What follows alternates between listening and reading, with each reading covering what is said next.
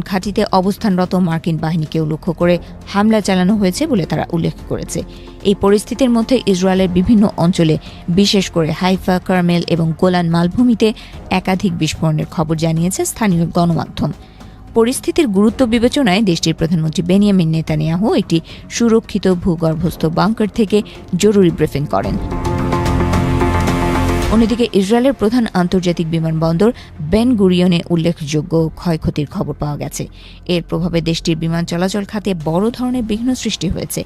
বিমানবন্দর কর্তৃপক্ষ আন্তর্জাতিক ফ্লাইট সংখ্যা 50% কমিয়ে দিয়েছে। ইসরায়েলের জাতীয় বিমান সংস্থা এল আল 21 মার্চ থেকে 27 মার্চ পর্যন্ত সব ফ্লাইট স্থগিত ঘোষণা করেছে। একইভাবে ইসরায়েলি এয়ারলাইন্সও 31 মার্চ পর্যন্ত তাদের নির্ধারিত ফ্লাইট বাতিল করেছে এবং নতুন টিকিট বিক্রি বন্ধ রেখেছে। এই হামলার পর দেশটিতে সাধারণ মানুষের মধ্যে আতঙ্ক ছড়িয়ে পড়েছে। বিমানবন্দর, টিকিট কাউন্টার, এমনকি সীমান্ত পারাপারের পথগুলোতেও দীর্ঘ সারির সৃষ্টি হয়েছে। অনেকে সম্ভাব্য আরও